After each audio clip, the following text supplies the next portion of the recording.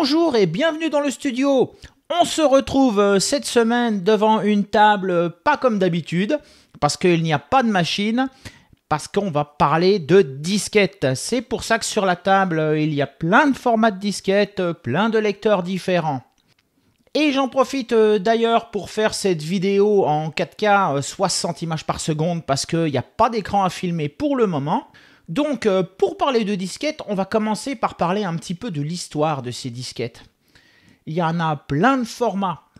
En fait, les disquettes, même si sur les ordinateurs que vous pouviez avoir dans les années 80, vous aviez majoritairement des lecteurs de cassettes, elles ne sont pas du tout issues des cassettes.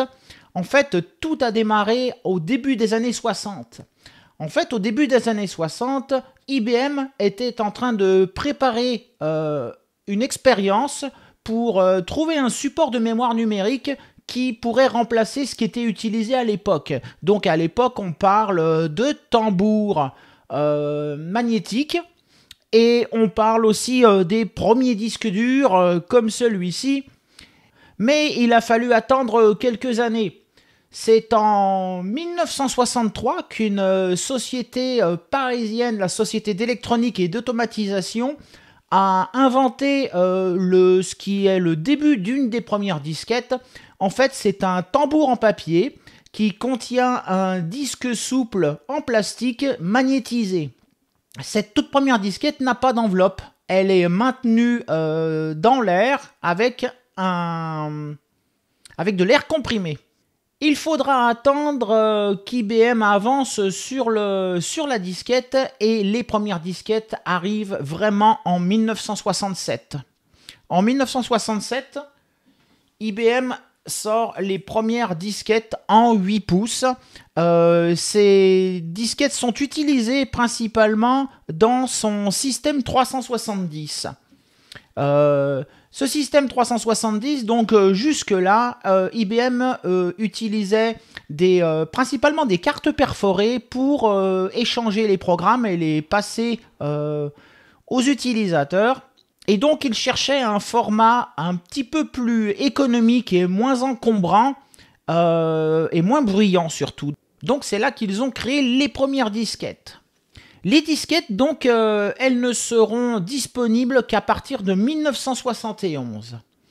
Et c'est seulement à partir de 1972 qu'on aura les premiers lecteurs de disquettes qui seront disponibles.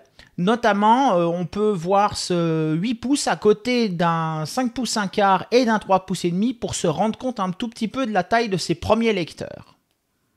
Ces premières disquettes qu'IBM a fait, donc, sont des disquettes de 8 pouces qui font une taille d'environ un petit peu plus de 20 cm, le disque à l'intérieur de diamètre. Et les premières disquettes, elles avaient une contenance de 80 000 caractères. 80 000 caractères, on peut parler d'un petit peu moins de 80 kilooctets, mais aussi de la quantité de texte que peut taper un opérateur en une journée à l'époque. Donc c'est à partir de 1972 que ces disquettes 8 pouces vont remplacer progressivement les cartes perforées. Cette vidéo sur les disquettes va aller assez loin dans le format des disquettes et dans le format des lecteurs et plein d'informations techniques.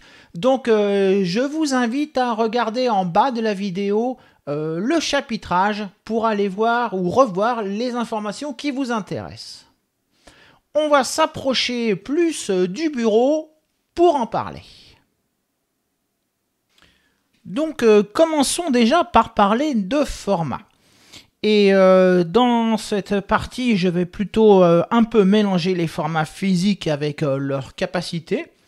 Parce que dans les formats principaux, vous connaissez donc les premières disquettes et les premiers lecteurs. J'en ai pas, mais je peux vous montrer une photo d'un lecteur. Donc le lecteur 8 pouces est un lecteur qui fait plusieurs kilos, et voire même sans doute pas loin d'une dizaine de kilos. Ce lecteur est pas alimenté en 12 et en 5 volts.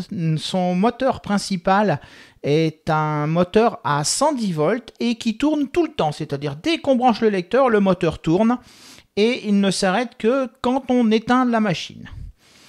Ensuite, on a toute la panoplie des lecteurs 5 pouces 1/4. Vous en avez un petit échantillon ici. Ce sont des lecteurs qui mangent ce format de disquette, donc une disquette 5 1/4.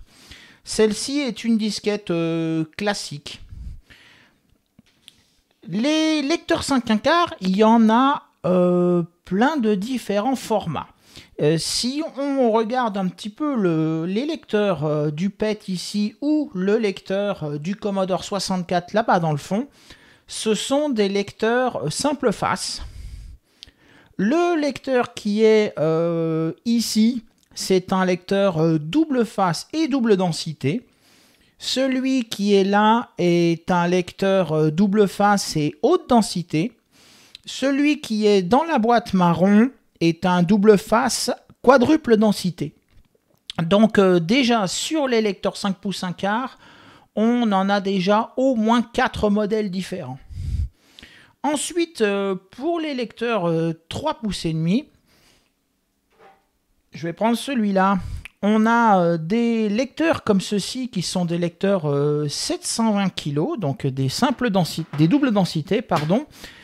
On a également des modèles haute densité et un autre modèle que je n'ai pas, c'est le modèle QD. Donc c'est un modèle qui fait 2,88 mégas de contenance.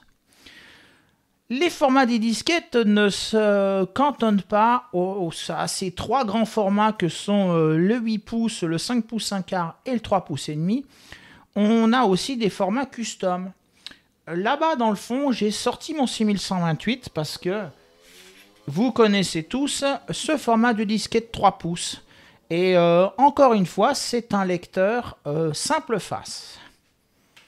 Dans les disquettes d'un format aussi particulier, j'ai sorti des disquettes Thomson QD. Donc c'est des disquettes de 2 pouces et demi. Voilà, qui sont des disquettes double face. Mais le lecteur est simple face, il faut retourner la disquette.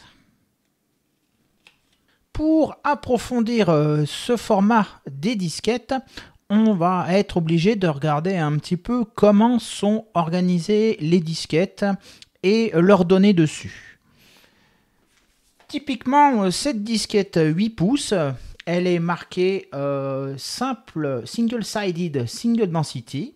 Donc c'est une disquette simple face. Il y a des datas que sur la partie inférieure de la disquette et elle est simple densité. C'est-à-dire que cette disquette, typiquement, elle fait 240 kilooctets sur une seule face et on ne peut pas la retourner. Donc, je vais vous sortir une extraction faite au cryoflux d'une disquette 360 où on va pouvoir un petit peu regarder comment sont organisées les données sur la disquette. Donc, une disquette... je vais prendre une disquette 5 1/4 pour plus de facilité. Donc le 5 1/4 a été inventé par Shugart Associates en 1976 et j'ai ouvert cette disquette. Il faut que je retrouve le chemin. Et on peut donc en extraire le contenu, donc la surface magnétique du disque. Donc la première chose que l'on peut voir, c'est qu'une disquette s'est formée de pistes. Les pistes sont des disques concentriques et il y a typiquement sur cette disquette, il y a 40 pistes qui vont de la piste 1, 0 qui est à l'extérieur et la piste 39 qui est à l'intérieur. Et comme vous pouvez le remarquer, chaque piste est découpée en secteurs. Là, sur cette disquette, on a 9 secteurs par piste. Si je superpose cet autre schéma, on peut se rendre compte que les secteurs n'ont pas tous la même taille. Si le secteur est sur la partie plus externe de la disquette, il est plus large. Si le secteur est plus à l'intérieur de la disquette, eh bien, il est plus étroit. Le lecteur tournant, pour la plupart de ces lecteurs, à des vitesses constantes, il est donc plus difficile pour le lecteur d'écrire autant de data sur le secteur qui est au centre que sur un secteur qui est à l'extérieur. Et cette densité de données sur les secteurs à l'intérieur, donc sur les pistes les plus hautes, est ce qui détermine la capacité, on va dire, maximale que peut enregistrer un certain type de lecteur sur le support. Ce qu'on peut dire sur la structure de la disquette, c'est que le nombre de pistes est déterminé par le matériel, c'est-à-dire par le lecteur qui va écrire la disquette, tandis que le nombre de secteurs, lui, est plutôt défini par la machine qui utilise le lecteur. À propos du nom des disquettes, donc la disquette 8 pouces de 1971 d'IBM s'appelle la disquette, tandis que quand la disquette 5 pouces 1 quart est sortie en 1976, eh bien c'était un format plus petit, donc elle s'appelait la mini disquette. Et quand en 1984 Sony a inventé la disquette 3 pouces et demi, eh bien cette disquette s'est appelée le microdisque. Voilà. Les disquettes 5 pouces 1 quart, elles ont très vite remplacé les disquettes 8 pouces parce qu'elles sorties en 1976. Dès 1978, il y avait déjà plus de 10 fabricants qui fabriquaient des disquettes et des lecteurs. Mais on va continuer cette vidéo sur la technologie des lecteurs de disquettes, comment ils fonctionnent. Donc je vais faire un peu de démontage et on va s'approcher d'un lecteur de disquette pour regarder le fonctionnement. Pour le fonctionnement d'un lecteur de disquette, il n'y a quand même pas mieux que de sortir un des tout premiers lecteurs. Donc celui-ci c'est le lecteur du PET, donc il y a 2 unités que j'ai ouvertes pour qu'on voit un petit peu mieux. Et on voit tout de suite qu'il est très simple. En fait, on a le moteur ici qui va, avec une courroie dessous, entraîner la rotation du disque ici. Et on a un mécanisme très simple qui permet de faire avancer ou reculer la tête sur la disquette. Mais ce système est vraiment des plus simples. Et quand on insère une disquette, eh bien, elle vient se presser et on voit que c'est un lecteur avec une seule tête de lecture. Donc, il lit le dessous de la disquette et sur le dessus de la disquette, il n'y a qu'un petit tampon. Si on regarde un petit peu à quoi ressemble une tête de lecture d'un lecteur de disquette, j'ai démonté un lecteur d'Amiga qui était en panne, qui est fichu. Donc voilà une tête de lecture. Donc c'est une toute petite ligne très fine qui vient lire dans le sens de la piste les données magnétiques qui sont enregistrées sur la disquette.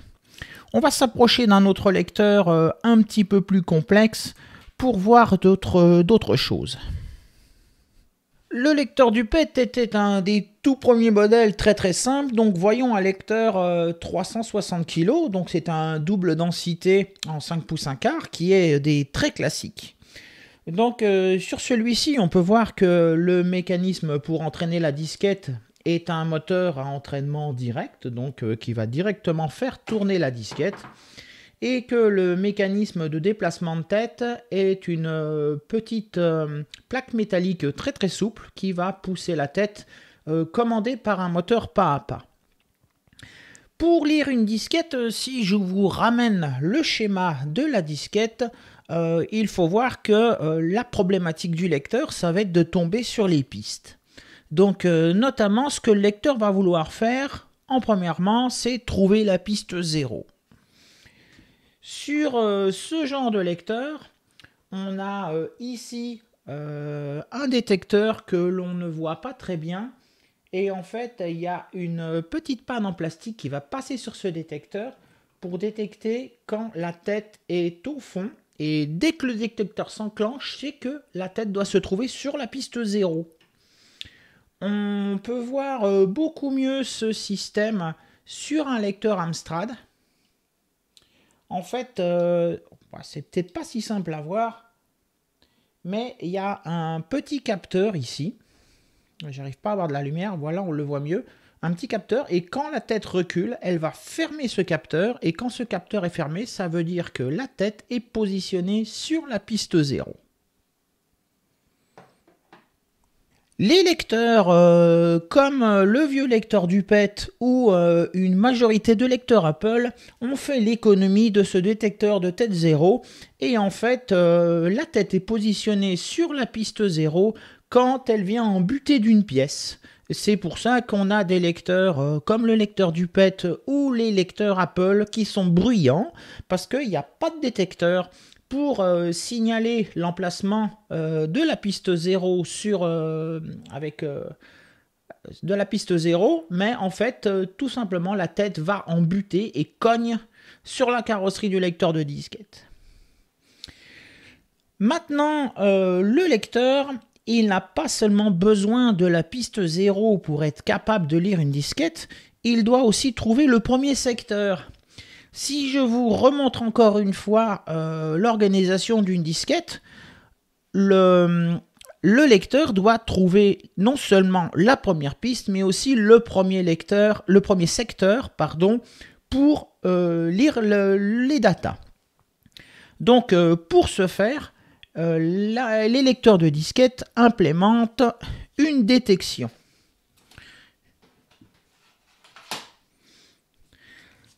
Si je prends ma disquette que j'avais tout à l'heure, on voit qu'elle a une perforation ici. Et si je la ressors de sa pochette, on voit que le disque a aussi une perforation. En fait, à chaque rotation, la perforation qui est dans le disque va passer par la perforation de la pochette. Et on a sur le lecteur un petit détecteur ici optique qui va savoir à chaque fois que le trou va passer devant le détecteur. Et si le trou est aligné avec le détecteur, ça veut dire que la tête est en train de lire le secteur 0. Et ce détecteur sert aussi à mesurer dynamiquement la vitesse de rotation de la disquette et d'ajuster la vitesse de rotation en fonction de la fréquence justement de pulsation de cette LED qui est connectée à chaque fois, qui détecte à chaque fois qu'il y a un trou dans la disquette. On peut voir beaucoup plus facilement sur un lecteur Amstrad ce détecteur justement du trou sur la disquette. Donc c'est la petite LED qui est fixée au-dessus là sur le lecteur et avec un petit détecteur ici dans le dessous. Les disquettes Amstrad ont eu la bonne idée de mettre ce trou au milieu de la disquette, ce qui fait qu'il est toujours au même endroit si on la retourne. Donc on peut retourner la disquette et il sera toujours capable de détecter le secteur 0. La particularité du 5/1/4, comme vous l'avez vu, c'est que le trou est sur un côté. Donc si je retourne ma disquette et que je la mets dans le lecteur, on voit bien que le détecteur est là et que le trou va se trouver de l'autre côté où il n'y a pas de détecteur. Donc là, il ne trouvera pas la disquette. Il ne saura pas la lire. C'est pour ça que sur les premiers lecteurs simple face, notamment le Commodore 64, qui aussi implémente la détection du secteur 0 et la vérification de sa vitesse de rotation, il a été fabriqué des disquettes comme celle-ci. Des disquettes qui ont 2 trous. Ce qui fait que dans ce lecteur-là, le trou va être bien positionné pour détecter le secteur 0. Et si on retourne la disquette, eh bien on a l'autre trou qui va permettre de détecter le secteur 0. Donc ce secteur 0, c'est pour lire toutes les disquettes qui ont un format de secteur logiciel. C'est-à-dire que le lecteur va trouver le secteur 0 et ensuite c'est la machine qui va déterminer le nombre de secteurs qu'elle a envie de mettre sur la disquette. L'exception à ça est un format ancien qui a existé sur les 8 pouces et sur les premières 5 pouces 1/4 que je vous montre ici. En fait, c'est un format où les secteurs sont écrits en dur. C'est-à-dire que ce petit détecteur va détecter un trou pour chaque secteur, ce qui fait que les secteurs sont définis. Cette disquette notamment, c'est une 8 pouces, elle a 32 secteurs et elle a un 33e trou pour indiquer où est le secteur 0. Maintenant qu'on a vu l'organisation logique des données sur une disquette et le fonctionnement d'un lecteur, notamment pour trouver piste 0, secteur 0 et tout ça, faut qu'on parle aussi d'un petit peu d'autre chose, c'est l'enregistrement physique des données sur les disquettes. En effet, sur les disquettes, les données ne sont pas écrites telles que la machine les génère, c'est-à-dire que si par exemple on a toute une suite de 0 ou toute une suite de 1 dans notre programme que l'on veut écrire sur la disquette, ça ne va pas marcher. Parce que le lecteur n'est pas capable de discerner une grande suite de la même parité sur la disquette, donc il ne peut pas détecter une grande suite de 1 ou une grande suite de 0. C'est pour ça que les lecteurs et les contrôleurs intègrent un encodage qui permet d'écrire sur la disquette physique. Donc les premiers lecteurs de disquettes, notamment les 8 pouces et les premiers lecteurs comme celui du PET là-bas, sont des lecteurs qui enregistrent en différentiel Manchester, qui est appelé DM, mais vous le connaissez probablement sous le nom simplifié de frequency modulation, c'est-à-dire en FM. C'est un système de codage pour que les bits s'alternent suffisamment couramment dans le flux de données pour que le lecteur soit capable de les discerner.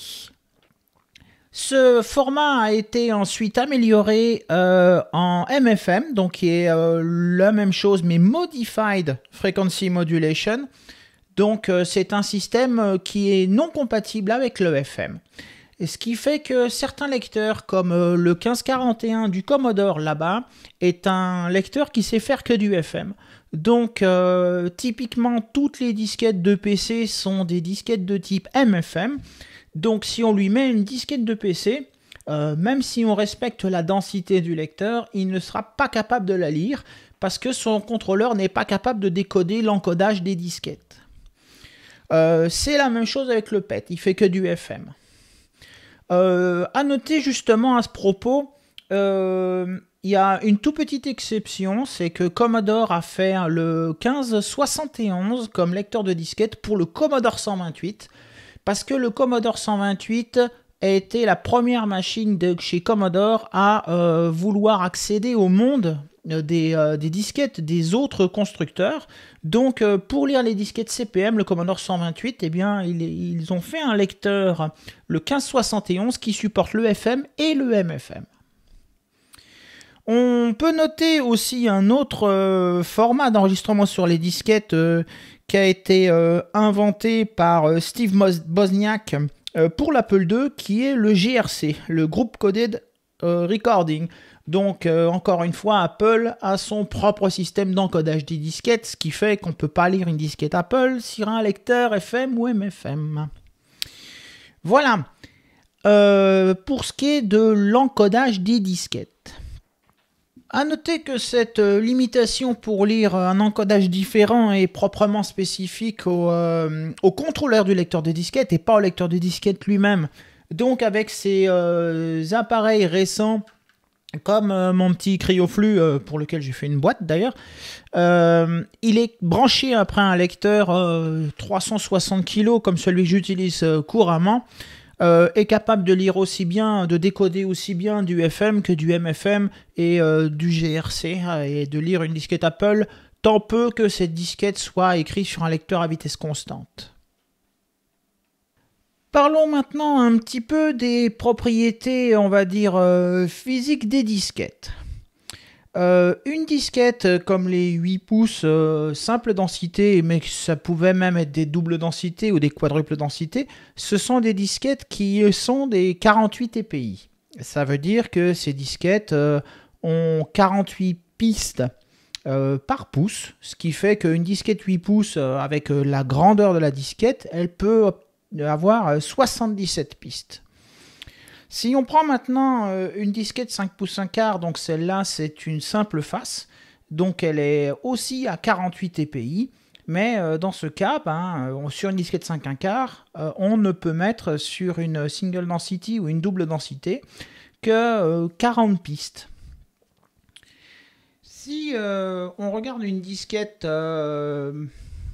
maintenant une 360, une double face et double densité, on est toujours à 48 EPI, donc on est toujours sur 40 pistes. Et ces disquettes, ce qu'elles ont tout en commun, c'est que la surface magnétique dessus, c'est un oxyde de fer. Maintenant, ce qui se passe avec les disquettes HD, si je prends une disquette 5 pouces 1/4 HD, non seulement elle est à 96 TPI, c'est-à-dire que maintenant, c'est plus 40 pistes, mais c'est 80 pistes qu'on peut mettre sur la disquette, mais en plus, le matériel de la disquette n'est pas le même. C'est un revêtement à l'oxyde de fer dopé au cobalt, ce qui fait que c'est pour ça que les lecteurs 360 qui sont faits pour des disquettes à l'oxyde de fer ont beaucoup de mal à écrire 40 pistes sur ces disquettes-là. C'est pas à cause tant de la densité des informations, mais plutôt le type de matériel utilisé par la disquette. Il y a aussi une autre chose, c'est que les lecteurs 1 méga 2, donc haute densité, qui utilisent ces disquettes 96 TPI, tournent à 360 tours par minute. Donc même si on leur met une disquette à l'oxyde de fer 48 TPI, ils ne sont pas capables de l'écrire correctement parce que les lecteurs 360 ne tournent qu'à 300 tours par minute, donc ils écrivent les disquettes trop rapidement. Ce qui rend vraiment incompatible les disquettes HD dans le lecteur DD, c'est le matériel utilisé par la disquette, et ce qui rend incapable le lecteur 1 méga 2 d'écrire une disquette 360, c'est la vitesse du lecteur.